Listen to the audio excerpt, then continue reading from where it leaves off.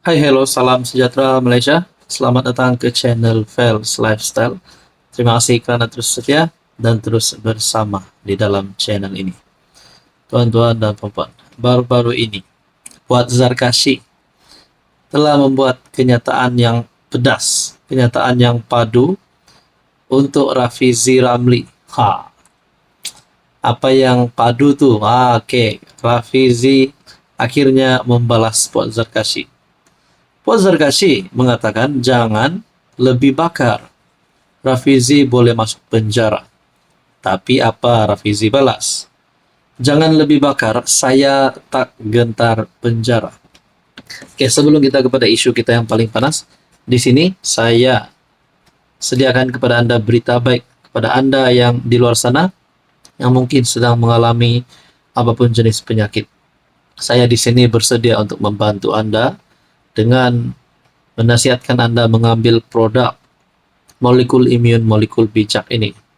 Produk ini sangat baik untuk imun badan kita, mendidik imun badan kita menjadi kuat melawan pelbagai jenis penyakit.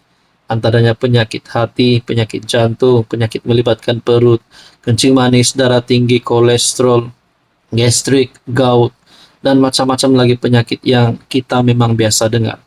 Jadi dengan pengambilan produk ini mampu mendidik sistem imun badan kita menjadi bijaksana untuk melawan pelbagai jenis penyakit.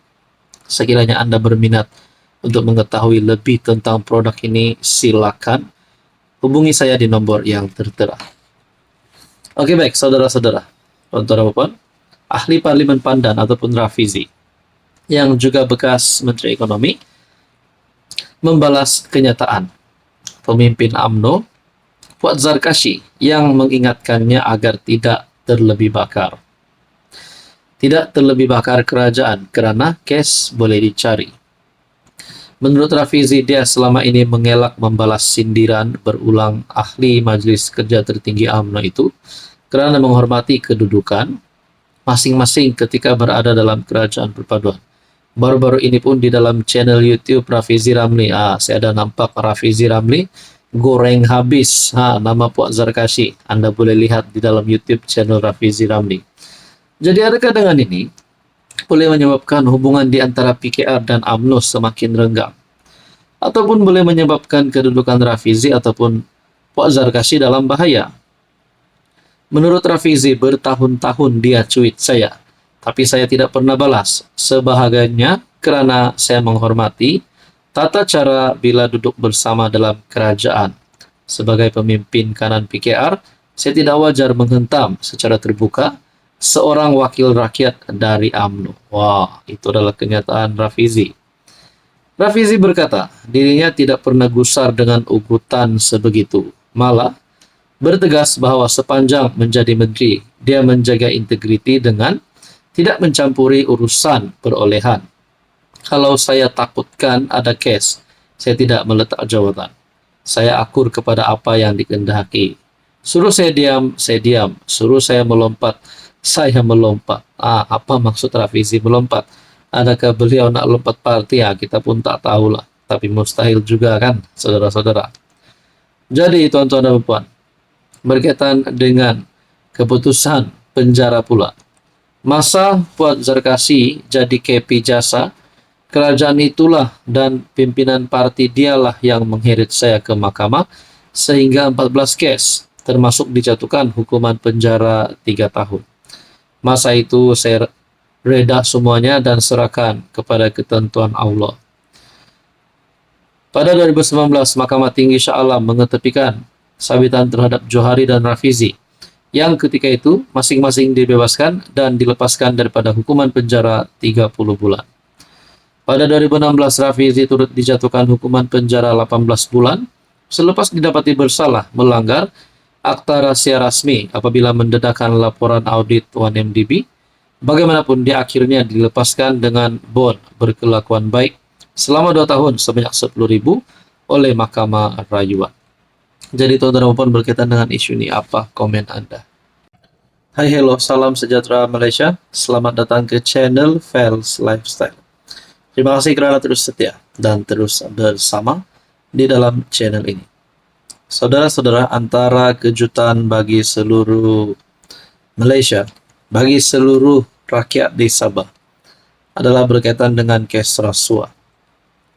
Kes rasuah yang melibatkan beberapa nama besar di dalam Kabinet Kerajaan Negeri JRS ataupun Kerajaan Negeri Sabah.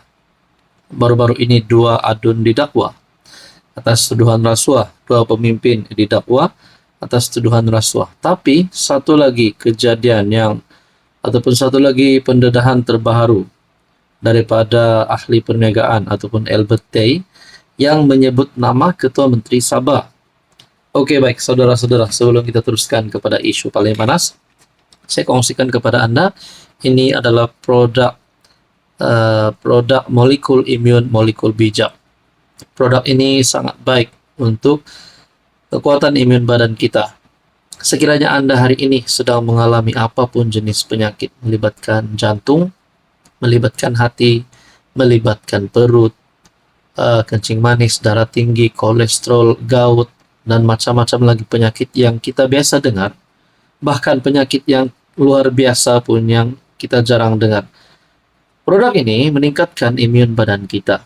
Dengan imun badan kita yang kuat, sehingga 437% memampukan imun badan kita melawan pelbagai jenis penyakit. Produk ini mendidik imun badan kita menjadi bijaksana untuk melawan pelbagai jenis penyakit. Sekiranya anda mempunyai